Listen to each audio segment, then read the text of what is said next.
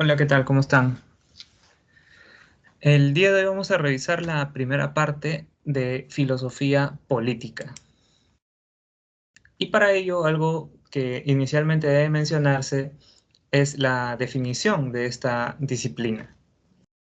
Como ya hemos conversado en otra ocasión, debemos entender por filosofía política aquella disciplina que estudia el Estado, las leyes, las formas de gobierno, la ciudadanía, la libertad, la igualdad y la justicia. Ahora, si necesitáramos resumir en una pregunta, ¿qué es aquello que le preocupa a la filosofía política? Tendríamos que considerar este interrogante. ¿Cómo debe ser organizada políticamente la sociedad? El filósofo político se pregunta, por ejemplo, si se requiere de un sistema democrático para que la gente alcance la felicidad, el bienestar, la libertad, la igualdad. ¿O será que la democracia no basta? Porque de todas maneras, en la democracia existen leyes, normas, Estado, policía, etcétera, que nos dan una serie de obligaciones que a su vez no nos permiten ser plenamente libres.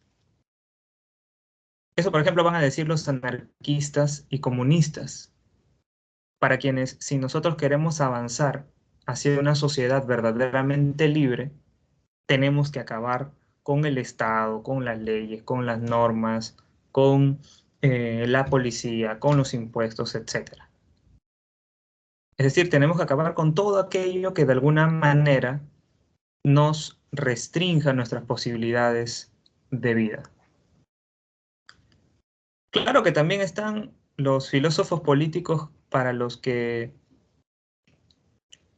pensar en libertad, en igualdad, en felicidad para los seres humanos es algo demasiado utópico. Estos últimos filósofos políticos son los que podríamos catalogar como más pesimistas y conservadores con respecto a las metas que se puede plantear la política. Uno de ellos podría ser Thomas Hobbes, para quien el Estado básicamente debe servir para garantizar la seguridad, el orden y la paz. Pensar en otros fines, dice Hobbes, es completamente fantasioso y utópico.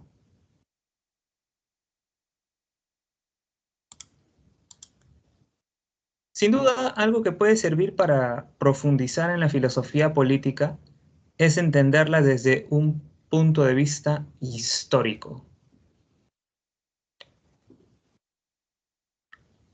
Resulta que quizá el primer filósofo político de la historia fue Platón, quien escribió dos obras fundamentales, La República y las leyes. Estos dos diálogos platónicos contienen las ideas políticas fundamentales de este autor. La República la escribió Platón cuando se encontraba en la madurez de su vida, mientras que las leyes la escribió cuando se encontraba en su etapa de vejez. ¿Por qué hago esta distinción? Porque resulta que Platón no va a decir lo mismo en las leyes que en la República. Va a cambiar ciertos aspectos de su perspectiva política. Te comento, por ejemplo, que el Platón de la República está firmemente convencido de que el camino para organizar una sociedad sobre la base del bien común, la libertad y la igualdad es el gobierno del rey filósofo.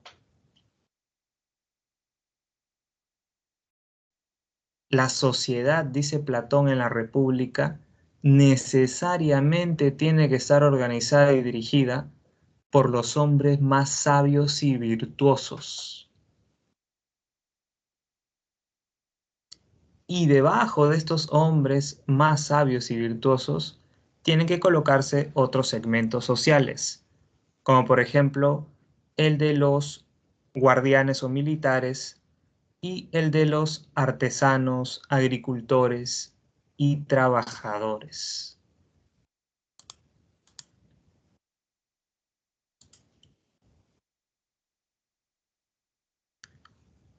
Podríamos decir que el Platón de la República es aristocrático por pensar que deben gobernar solamente los hombres más sabios y virtuosos. Sí, sí tiene un pensamiento político aristocrático, Platón, pero no en el sentido de una aristocracia fundada en privilegios sanguíneos, por decirlo de alguna manera. En otros términos, Platón no está diciéndote que por el hecho de haber nacido en determinada familia es que tú debes gobernar una comunidad. Platón estuvo siempre en contra de los privilegios que recaían sobre ciertas familias. No es una cuestión de sangre, no es una cuestión natural, sino que es una cuestión de virtud, de conocimiento. Si resulta que alguien de la clase de los trabajadores es lo suficientemente capaz como para volverse sabio y virtuoso en grado sumo, entonces ese que nació en la clase de los trabajadores tiene que pasar a la clase de los reyes filósofos y dedicarse, por tanto, a las labores de gobierno. Hasta cierto punto podríamos decir que ese fue el caso de Sócrates, ¿verdad? Sócrates nació en una clase pobre, ¿sí? Y desde el punto de vista de Platón, hubiese sido adecuado que Sócrates asumiese el poder político de Atenas para regir a esta ciudad de acuerdo con el bien común y la justicia. Puede pasar también lo contrario, incluso dice Platón en la República. Puede darse que alguien nazca de una familia de reyes filósofos y que sin embargo no dé la talla para pertenecer a esa clase. Puede ser que no tenga las suficientes competencias intelectuales y morales y por tanto el papel que tiene que cumplir el Estado en ese caso es el de trasladar a ese hijo de una familia noble a la clase de los trabajadores, que es aquella en la que se desempeñaría mejor, dado que no tiene pues las competencias suficientes como para estar a la cabeza del, de la jerarquía social. A propósito de esta cuestión de la jerarquía social, fíjate que para Platón, así como podía darse el caso de que alguien alcanzase el nivel de rey filósofo siendo un varón, también podía ocurrir que una mujer alcance el estatus de reina filósofa. Pues para Platón, las mujeres pueden acceder a cualquiera de estos ámbitos jerárquicos de la vida en sociedad. Las mujeres pueden ser guardianas, es decir, militares, o incluso pueden llegar a ser gobernantes, como ya te mencioné. Al final, lo más importante, insisto, es la sabiduría y la virtud. No la edad que tú tengas, no el género al que pertenezcas, no la clase socioeconómica en la que hayas nacido. Es un sistema político aristocrático, sí, pero basado en estos aspectos que te acabo de señalar.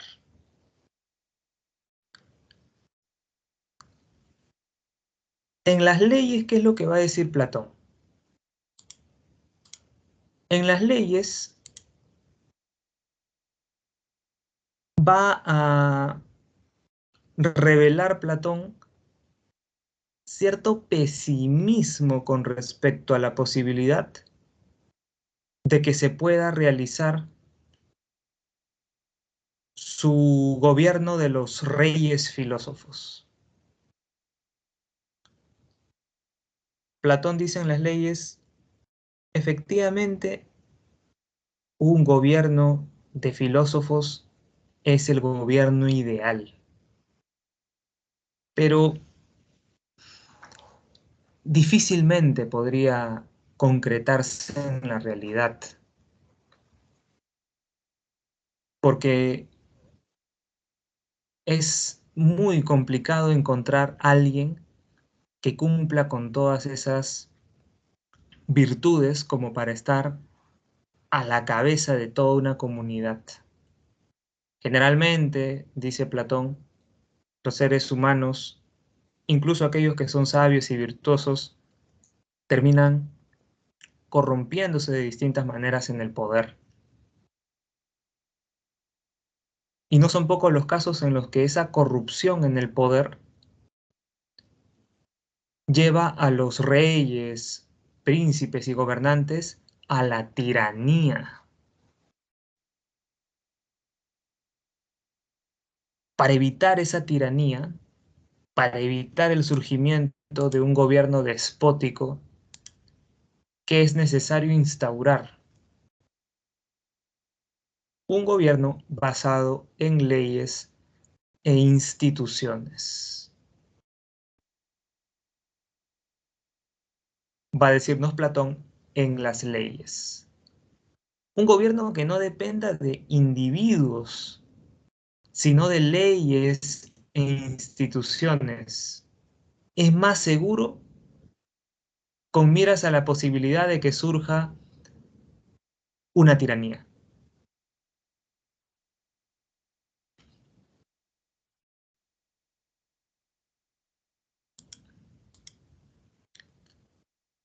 Después de Platón, como tú ya sabes, tenemos a Aristóteles. Aristóteles va a tomar distancia de su maestro Platón en muchos aspectos. Hay que mencionar de entrada que la obra principal de Aristóteles, desde un punto de vista filosófico-político, es la política. En la política, Aristóteles parte de una idea básica como la siguiente. El ser humano es un animal político. Esta es una idea que ya hemos visto, ¿verdad? Significa simplemente que el ser humano, por naturaleza, busca vivir rodeado de otros seres humanos. Incluso va a decir directamente Aristóteles que el ser humano no puede alcanzar su realización como ser humano si no es a través de una vida política, si no es a través de una vida comunitaria, si no es a través de una vida dentro de una ciudad-estado, que en griego se dice polis.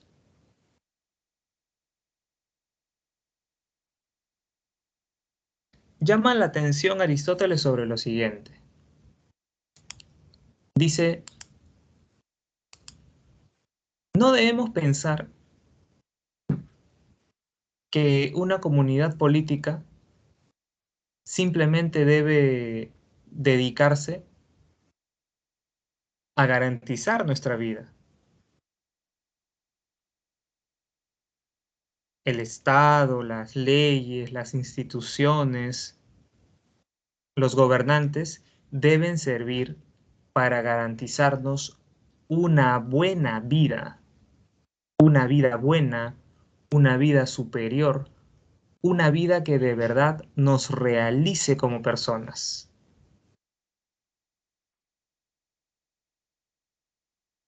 Ten en cuenta este aspecto que estoy resaltando porque va a ser un aspecto que nos va a permitir diferenciar a Aristóteles de Thomas Hobbes, por ejemplo.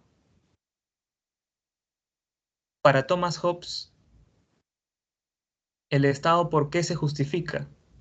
Se justifica porque nos puede garantizar la seguridad y la paz.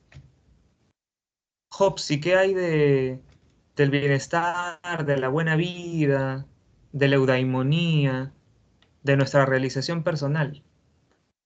Hobbes al respecto dice, eso no es tarea del Estado, eso ya es tu asunto, eso ya es algo que debes tratar de resolver tú. Volvamos a Aristóteles. Aristóteles nos está presentando una idea de Estado que tiene varios objetivos, ¿verdad? Objetivos bastante audaces como la realización de las personas. Ahora bien, ¿qué dice Aristóteles sobre cuál es la mejor forma de gobierno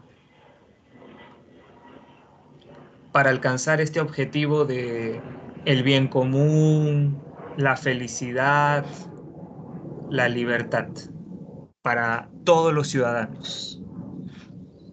Aristóteles dice que la mejor forma de gobierno es el gobierno de las leyes, no de los hombres. Pues cuando hacemos depender la realidad política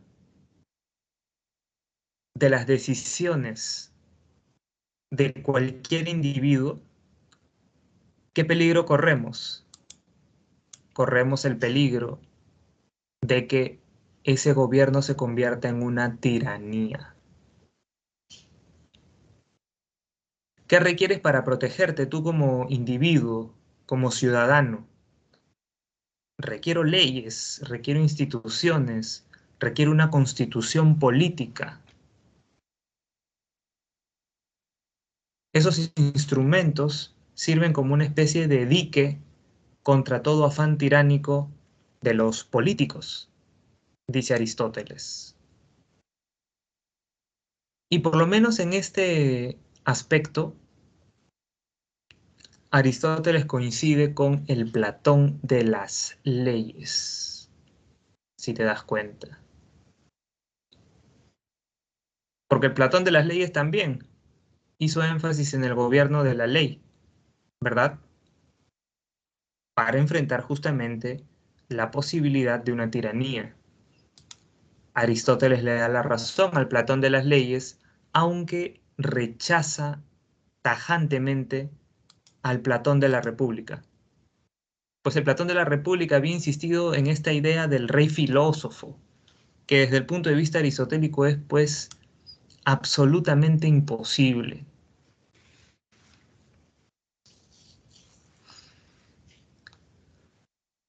Una idea que se nos estaba escapando a propósito de la filosofía política de Aristóteles es que tiene como una de sus premisas esta que está del lado derecho. Unos hombres nacen para ser dominados, mientras que otros nacen para dominar. A veces también se ha traducido esta frase de la siguiente manera: unos han nacido para ser amos, otros para ser esclavos. Por tanto, Aristóteles lo que te está diciendo es que un sistema de gobierno basado en leyes no es algo que se puede instaurar en todas las partes del mundo,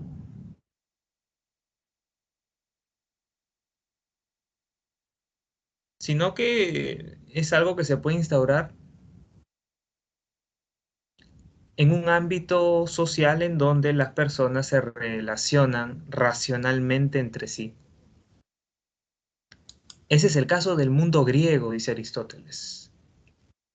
Nosotros los griegos hemos nacido para ser amos, hemos nacido para gobernar, hemos nacido para dominar.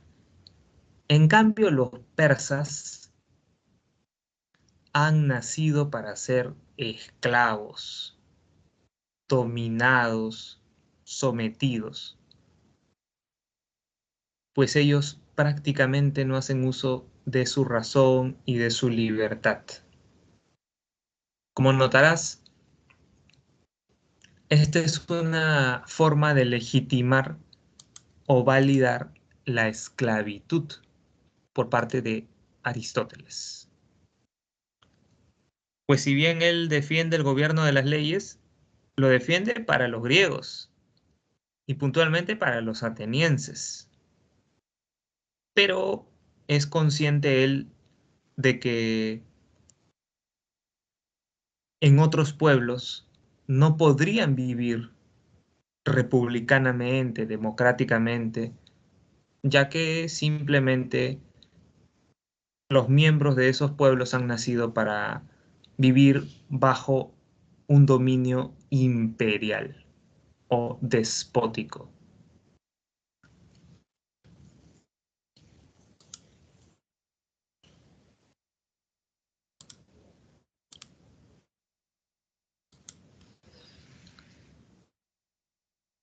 Ahora tenemos a Maquiavelo.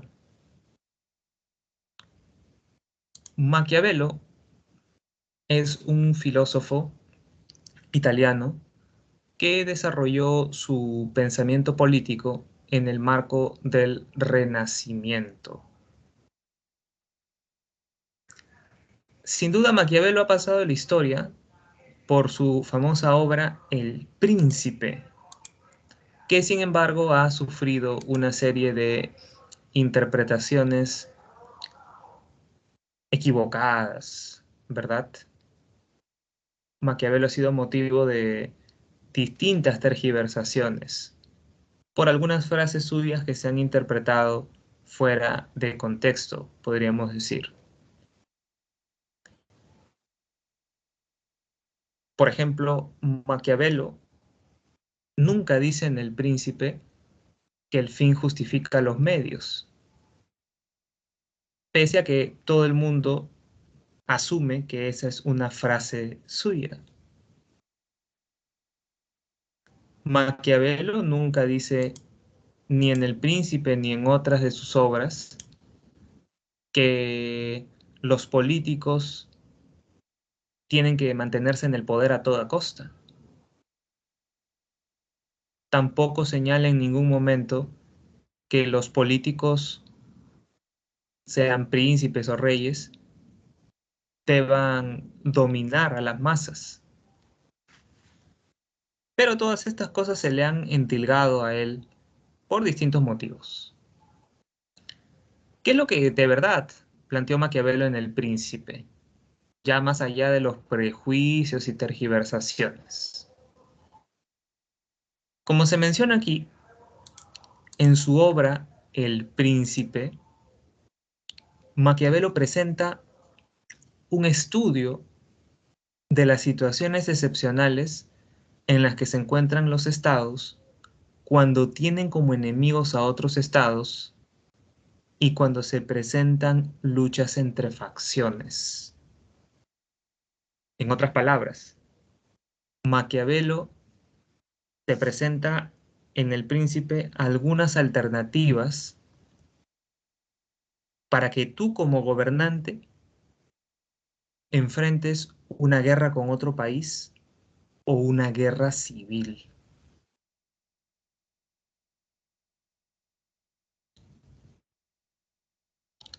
Son recetas, indicaciones, propuestas entonces que no son válidas en todos los casos, sino en casos muy excepcionales.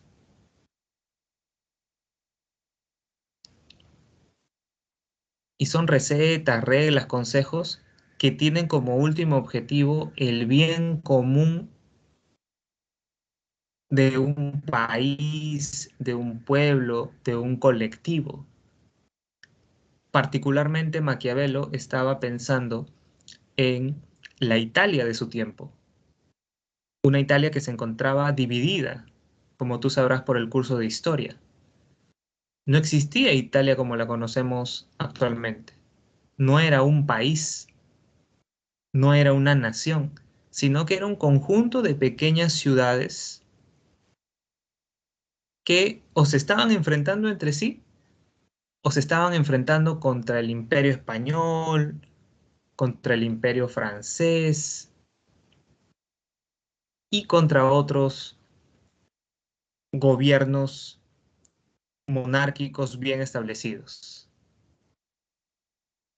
Maquiavelo entonces reflexiona en esta situación tan negativa, desordenada, caótica por parte de Italia y se pregunta qué es lo que tienen que hacer, sobre todo los príncipes italianos, para integrar Italia en un solo país, con miras a que ya no hayan guerras civiles y con miras a que los imperios como el español y el francés ya no dominen más a ciudades como Florencia, Milán, Nápoles, etcétera.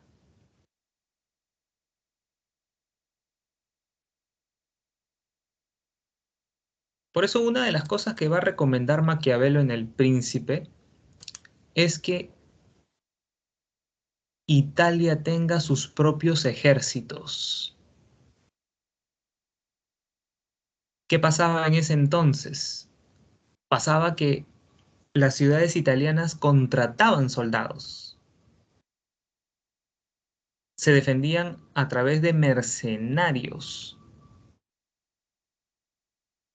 pero esto no era seguro, sostiene Maquiavelo, porque esos mercenarios, así como en un momento están contigo, pueden de pronto traicionarte si es que tus enemigos ofrecen más dinero. Necesitamos los italianos constituir nuestro propio ejército, un ejército nacional, así como el que tienen los españoles, los franceses, los británicos, etcétera. Solamente así garantizaremos nuestra soberanía como Italia y a su vez evitaremos los enfrentamientos entre facciones dentro de nuestro territorio. Esto que te estoy explicando está resumido aquí en el segundo cuadro. Maquiavelo, en El Príncipe y también en sus otras obras, recomendó la creación de milicias ciudadanas. Recomendó, en otras palabras, que los mismos italianos tomasen las armas para defender a su patria, sin necesidad de requerir de extranjeros para dicha defensa. Y otra cosa central que va a recomendar Maquiavelo para enfrentar estas situaciones excepcionales es la concentración del poder en un solo hombre. De ahí la idea de el príncipe, ¿verdad? Si estás frente a un caos, porque hay una guerra civil dentro de tu territorio, o porque se está dando una guerra contra otro país, lo más recomendable es la formación de un principado, de una monarquía, incluso podríamos decir. Pues cuando el poder se divide demasiado entre un congreso, un presidente y una cámara de jueces, se empiezan a dar los desórdenes, las disputas, las luchas de facciones, etcétera. Y eso es algo muy contraproducente cuando se trata de enfrentar una situación excepcional. En cambio, cuando uno concentra todo el poder en un solo hombre, sí puede enfrentar estas situaciones tan complicadas que muchas veces se dan en el ámbito de la vida en sociedad.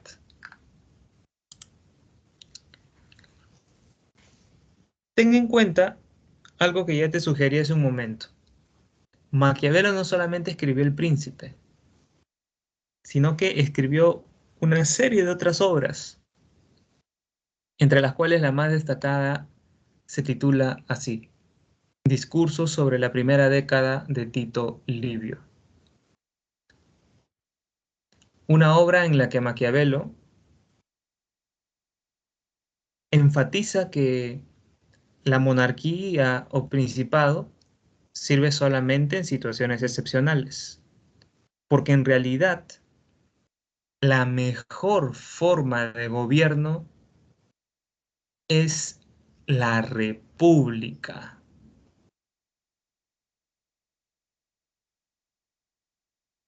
Maquiavelo fue un filósofo republicano que por una serie de tergiversaciones y malas interpretaciones ha pasado a la historia como un filósofo defensor de las tiranías. En los discursos va a ser más claro Maquiavelo en su republicanismo y por eso va a defender un sistema de organización social en el que tres son los pilares: leyes que bloquean la tiranía, instituciones políticas donde todos los ciudadanos tienen voz y voto, y virtudes cívicas que hacen posible la intervención activa en los asuntos públicos y en la defensa militar de la patria por parte de todos los sujetos. Como podrás notar, estos tres pilares del sistema republicano de Maquiavelo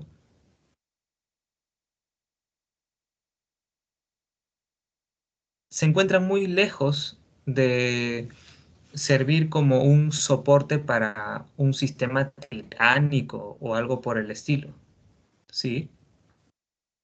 Quedémonos con la idea de que el príncipe nos presenta cómo hay que afrontar las situaciones excepcionales, pero no cómo hay que afrontarlas las cosas en política siempre, ¿verdad?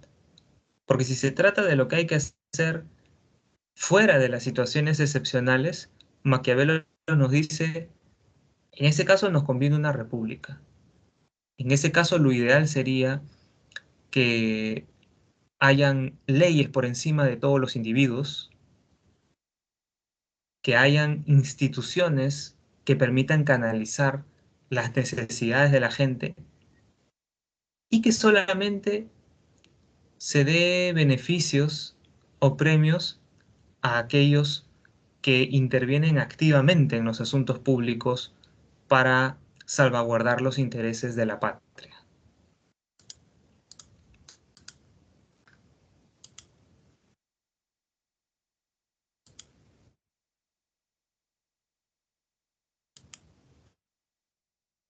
Un filósofo que continúa después de Maquiavelo es Thomas Hobbes. Thomas Hobbes fue un filósofo inglés que básicamente va a desarrollar su pensamiento en el siglo XVII. Hobbes va a partir de una premisa antropológica, que es la siguiente: el ser humano es naturalmente egoísta, rapaz y violento. Ojo, no dice Hobbes que el hombre sea malo por naturaleza, porque si estamos hablando de lo que es naturalmente el hombre, no podemos utilizar una categoría moral. Decirle malo al ser humano ya supone pensarlo dentro de una sociedad, dentro de una civilización, dentro de una cultura. Hobbes dice, hay que remontarnos al hombre en su estado de naturaleza, tal y como habría sido antes de entrar en sociedad. Si nos remontamos al estado de naturaleza del ser humano, vamos a encontrar de todas maneras que ha sido egoísta, rapaz y violento con respecto a sus congéneres. ¿Cómo se puede traducir esta idea en una frase?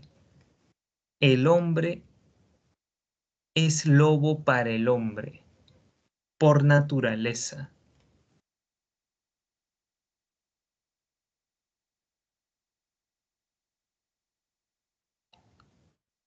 Si el hombre es lobo para el hombre, si el ser humano es por naturaleza egoísta, rapaz y violento, la pregunta es, ¿qué tipo de Estado se requiere para que haya seguridad, paz y orden? Se requiere un gobierno fundado en una soberanía o poder de carácter absoluto, si te pones a pensar. Hobbes te diría que no hay otra manera de aplacar esta rapacidad y violencia del ser humano. Si instauras una democracia como sistema de gobierno, si estableces un Estado democrático para que todos sean libres e iguales, ¿qué es lo que va a pasar? Lo que va a pasar es que vas a dejar el camino libre para que aflore este egoísmo, rapacidad y violencia del ser humano. Como a veces se dice coloquialmente, es necesario poner mano dura para enfrentar esta condición natural del ser humano. No para erradicarla, no para destruirla, sino para al menos contenerla, para al menos contrarrestarla, con el fin de que haya cierta seguridad, cierto orden dentro de una comunidad. Fíjate que sobre esta base de la que estamos partiendo, se entiende perfectamente por qué Hobbes defendió una monarquía absoluta, ¿verdad? Ocurre que la monarquía absoluta es la mejor forma de gobierno para aplacar o contrarrestar la naturaleza egoísta, rapaz y violenta del ser humano. Requieres centralizar el poder, requieres que el poder recaiga en un solo individuo para que este individuo sea más eficaz en lo que concierne a garantizar la paz y la seguridad. Te repito una vez más, si organizas todo democráticamente y repartes, por tanto, un poco de poder al presidente, otro poco de poder al Congreso y otro poco de poder a los jueces, entonces lo que vas a encontrar de inmediato va a ser que se van a enfrentar entre esos poderes del Estado. Porque al fin y al cabo, los representantes de esos poderes del Estado son humanos. Y en tanto que son humanos, van a aflorar en algún momento su egoísmo, su rapacidad y su violencia. Y todo eso va a repercutir negativamente en todos los niveles de la sociedad. Mejor darle el poder solamente a uno. Y que ese único individuo que ostenta todo el poder tenga la posibilidad de aplacar la violencia humana. Ese soberano absoluto para Hobbes, que se encontraría en la cúspide del Estado, tiene que dar miedo a los ciudadanos, a los súbditos, a los gobernados. No tiene que ser visto como alguien dador de beneficios o como alguien carismático, sino que debe más bien generar terror, porque solamente a través del terror es que se puede garantizar el orden y la paz. Por eso su principal obra, la principal obra de Hobbes, se llama El Leviatán. El Leviatán, si buscas en la Biblia, es un monstruo que, según cuenta el relato, generaba mucho miedo entre las personas de tiempos inmemoriales. Así como ese monstruo bíblico debe ser el Estado, según Hobbes. Debe ser terrorífico para que la gente se porte bien, para que la gente no sea violenta, para que la gente no haga aflorar su egoísmo.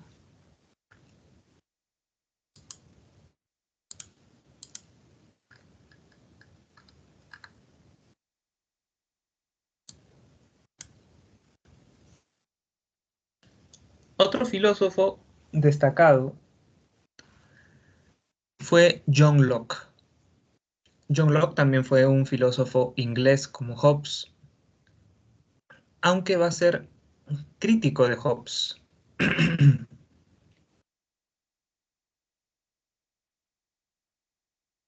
John Locke va a decirnos esto como algo básico. Los seres humanos nos organizamos políticamente para salvaguardar nuestros tres derechos naturales: la vida, la libertad y la propiedad privada.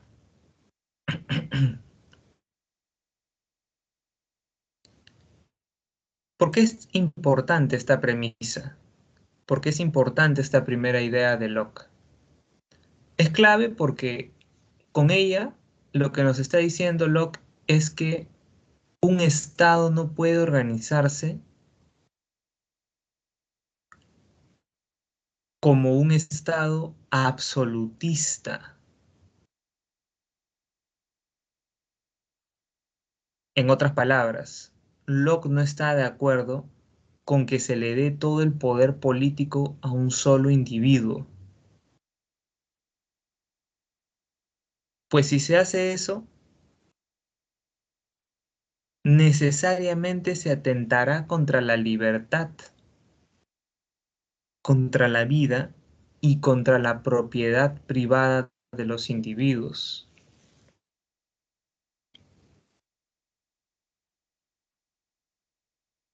Como se menciona en la segunda línea, el Estado no puede poseer un poder absoluto.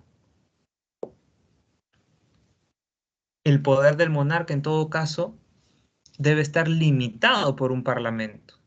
Ojo, Locke no rechaza de plano la monarquía. Lo que dice es, la monarquía tiene que estar limitada por un congreso, por un parlamento. Y de los dos, ¿quién tiene más poder? ¿O quién debería tener más poder? El parlamento, dice John Locke. Porque el parlamento representa la voluntad popular de todo un pueblo. En cambio, la monarquía no. O en cambio, el monarca no.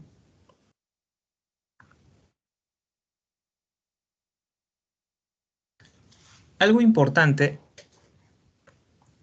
de John Locke es que fue el fundador del liberalismo político, como tú debes saber.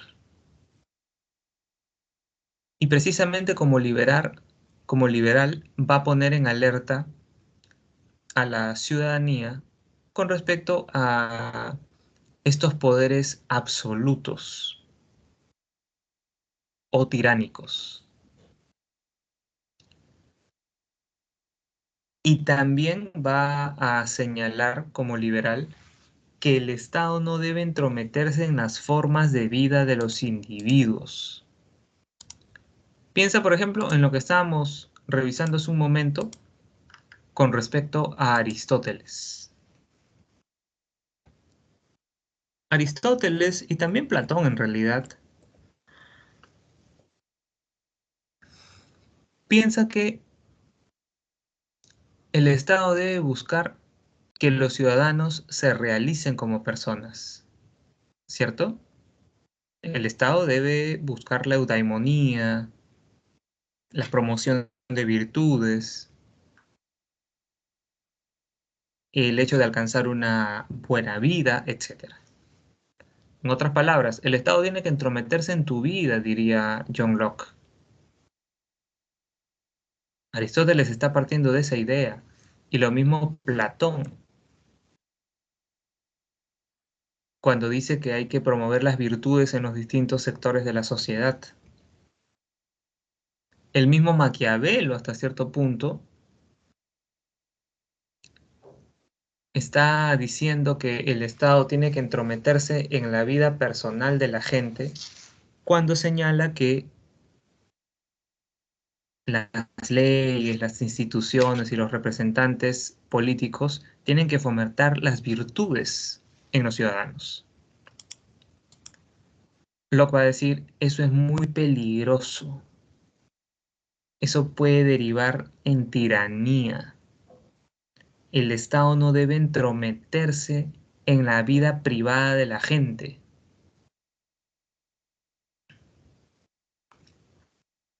El Estado lo único que debe hacer es proteger tus tres derechos naturales: la vida, la libertad y la propiedad privada. Todo lo demás que tú hagas no es asunto del Estado. Y si el Estado se entrometiese en las formas de vida de la gente, quedaría legitimada la resistencia política, dice John Locke. Sería correcto que se emprenda una especie de lucha del pueblo contra ese Estado, contra ese monarca, contra ese gobernante.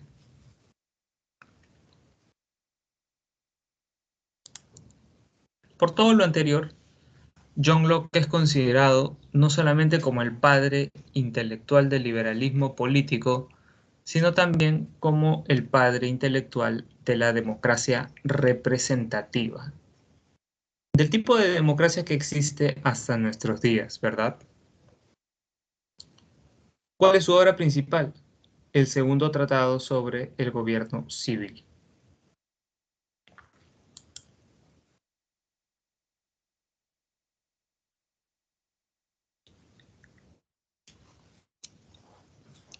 Ahora tenemos a Rousseau, a Jean-Jacques Rousseau.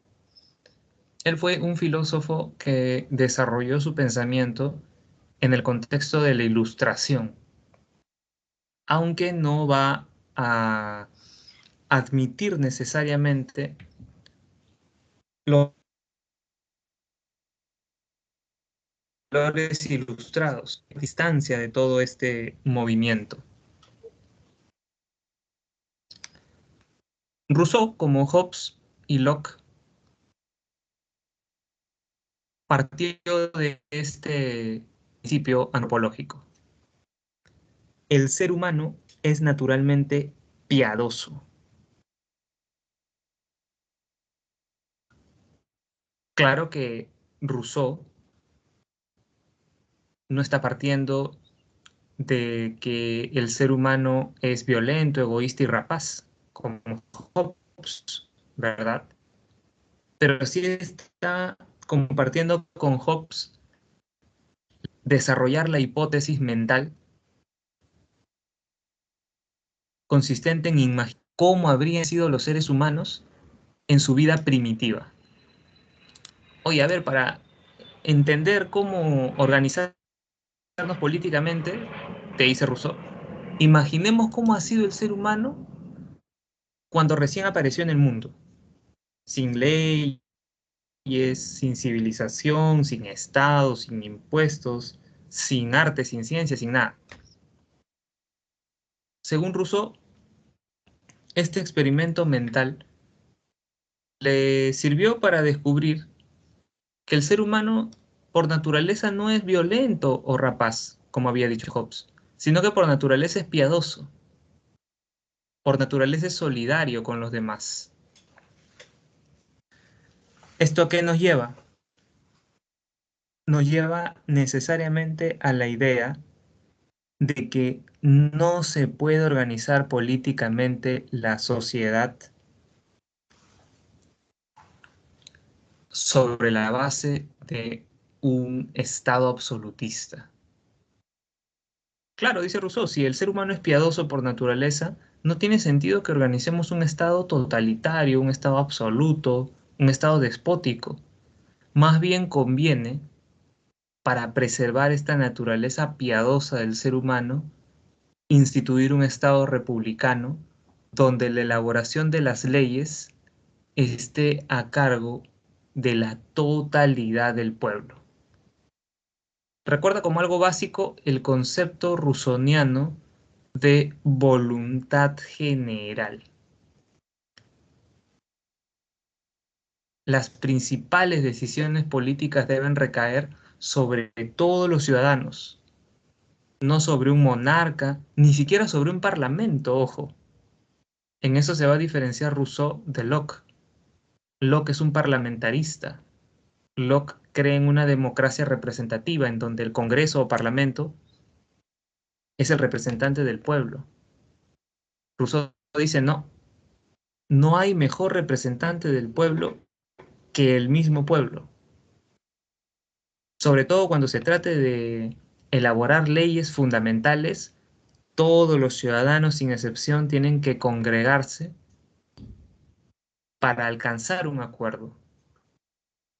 Ese es un verdadero Estado republicano.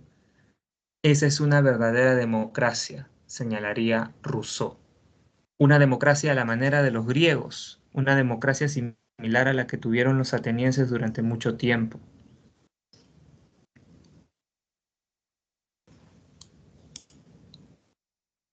Por último tenemos a John Rawls, que es un filósofo contemporáneo. A John Rawls recuérdalo como un filósofo que va a reformular el liberalismo. Va a partir de Locke, pero para reformularlo. Rawls se va a dar cuenta de que si algo le ha faltado al liberalismo a lo largo de la historia, es una preocupación por las desigualdades sociales y económicas. Rawls admite que liberales como Locke, Mill, Constant y otros se han preocupado básicamente por la libertad y la igualdad en un sentido político, pero no se han enfrentado a las injusticias económicas. Y eso ha sido aprovechado por el marxismo para atacar las bases del liberalismo. ¿Qué es necesario entonces? Es necesario darle forma a un liberalismo en el que el valor fundamental sea la justicia, como dice aquí. Y para entender con exactitud qué es la justicia, John Rawls plantea también un ejercicio mental al que él llama el velo de la ignorancia. Imaginemos a todos los seres humanos sin leyes, sin Estado, sin cultura, sin civilización. Partamos de una postura completamente imparcial y racional de los seres humanos. ¿Qué cosa expresarían ellos a propósito de la justicia? Rawls dice, plantearían estas dos cosas. Plantearían esos seres humanos en estado de naturaleza que cada persona debe tener un derecho igual a un conjunto de libertades básicas. Y en segundo lugar, plantearían esos seres humanos naturales que las desigualdades sociales y económicas deben resolverse de tal manera que resulten en el mayor beneficio para los miembros menos aventajados y de modo tal que los cargos y puestos deban estar abiertos para todos, sin excepción, bajo condiciones de igualdad de oportunidades. En resumen, Rawls está convencido de que sí se puede llegar a saber racionalmente qué es la justicia que debe representar la base de toda sociedad política. Y para alcanzar ese conocimiento de lo que es la justicia, te repito, Rawls hace un experimento mental bastante similar al de Rousseau, Locke y Hobbes, ¿no? Piensa en cómo habría sido el ser humano por naturaleza y cómo habría decidido el ser humano por naturaleza acerca de la justicia. Y es siguiendo ese método que descubre estos principios que acabo de comentarte. Bien, por ahora dejémoslo en este punto y ya nos reencontramos la próxima semana para Profesor, culminar con la segunda parte de filosofía política. ¿Sí? profe, Sí, ¿me sí. puede explicar qué es la causa falsa, por favor? A propósito de... Y, a propósito de esta pregunta, pero quiero saber, o sea, el concepto y de qué semana es exactamente. Es esto, profe, ya le mandé. A ver. ¿Te refieres a esa pregunta puntualmente? ¿Me escuchas? Sí, profe, sí, había apagado mi audio. A ver, déjame revisar.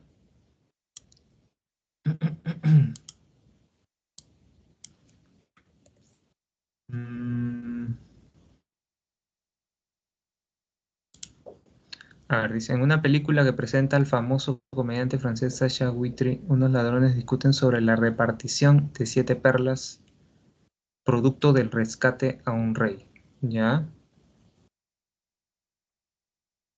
Uno de ellos le da 2 al hombre que tiene a su derecha, luego 2 al hombre que tiene a su izquierda. Yo, dice, me quedaré con 3. El hombre a su derecha dice, ¿cómo que tú te quedas con 3? Porque soy el líder. Pero ¿cómo es que tú eres el líder? Porque tengo más perlas. Ya. ¿Qué clave te da tu solucionario? Porque yo pienso que es la B. Eh, bueno, no tiene claves, profe. Ya. Es una petición de principio, porque si te das cuenta, se da como una especie de argumentación circular, ¿no? Cuando le pregunta, ¿por qué te quedas tú con 3 perlas? Porque soy el líder. Pero ¿cómo es que tú eres el líder? Y le responde a su vez, porque tengo más perlas. Hay una circularidad, si te das cuenta, y eso suele pasar cuando hay una petición de principio. Y en el caso de la causa falsa, Sí. simplemente supone, como su nombre lo dice, el presentar una causa, ¿no? Un porqué acerca de la relación entre 2 fenómenos que sin embargo no tienen nada que ver con lo que se está tratando en ese contexto. ¿Sí? Sí. Profe, Sí, ¿de qué eso. semana es eso? ¿De qué temas? No te podría venir causa falsa como pregunta porque Ya. no hemos incluido eso en el sílabo. Ujú. Sí te Ya. podría, por ejemplo, venir la apelación a la autoridad, porque sí es una de las falacias que hemos tratado, ¿no? La falacia ad verecundiam. Sí, eso. Profe, en esta lectura que le mandé, la última, yo marqué la D. ¿Puede ser la D o es Accidente otra inverso. alternativa? Mira, de accidente inverso no he escuchado nunca, ¿eh? Como un tipo de falacia o algo así. Sí he escuchado de la causa falsa, de la petición de principio y de la apelación a la autoridad. Como te digo, yo pienso que es petición de principio porque se da una Sí. circularidad. Ujú. Profe, yo hablaba de la pregunta siguiente. La última captura que está en su chat. Ha subido otra. A ver, a ver. Ahí marqué la D. A ver. La ciencia es un tipo de saber y más en concreto un saber que va más allá de la experiencia ordinaria. En la ciencia buscamos un conocimiento que trasciende las apariencias. Utilizamos el razonamiento, la argumentación. Existen diferentes tipos de ciencia en función de los diferentes aspectos de la realidad que deseamos conocer en cada caso. Aunque las capacidades de argumentar son comunes a todas las personas y se utilizan en todos los ámbitos, las modalidades y el valor del razonamiento varían en función de los objetos que estudiamos. Ya, de acuerdo con el pasaje citado, se puede inferir que uno de los rasgos básicos que explicaría el origen de la ciencia es que ésta,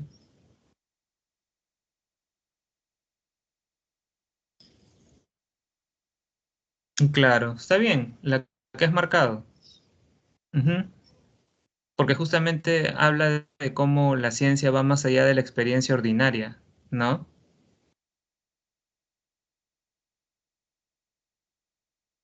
Profe, ¿y por qué no podría ser la B? ¿La B? Sí. Es que Pienso yo que es pregunté y esa. me dijeron eso. Ah, ya, la Pienso B. que es esa. Barco. Claro, Ah, barco. ok. Claro, sí. Y la, Porque y lo que la dice D, es que, mira, al comienzo del enunciado dice, la ciencia es un saber que va más allá de la experiencia ordinaria. Ese que va más allá se puede interpretar como que surge a partir del conocimiento ordinario, ¿no? Aunque cuestiona ese conocimiento ordinario. ¿Sí? sí, Ujú. profesor. Sí, está Y bien. la D, profesor, la D, La D que prevalece es, sobre cualquier otra forma de explicación. sí, Ya. Pero no puede ser, ¿sabes por qué? Porque aquí te preguntan por el origen de la ciencia. ¿El origen de la ciencia habría sido que prevalece sobre cualquier otra forma de explicación? No, no. No tiene nada que ver con el origen de la ciencia. En cambio, sí tiene que ver con el origen de la ciencia sostener que ésta surge a partir del cuestionamiento del saber ordinario. Claro. Ujú. ¿Te quedó claro? gracias. Sí, profesor, sí le entendí. Profesor, y Aristóteles hablaba de la mímesis, o sea, de la imitación. ¿Es Ujú. correcto eso? Sí, Eh, claro. eh, Aristóteles y Platón. sí, Aristóteles. Este, Ujú. profesor, ¿y qué decía respecto a eso? Que como que esa era la esencia de las cosas. No, decía simplemente que el arte era mímesis, en el sentido de que el arte imita la naturaleza, ¿no? Recuerda que Ah, Aristóteles y Platón parten de una idea de arte figurativo, es decir, de un arte que tiene que imitar la realidad de la manera más fiel posible. Ujú. ¿Sí? sí, profesor. Ya. Entonces, nos vemos la próxima semana, ¿sí? Chao, cuídense.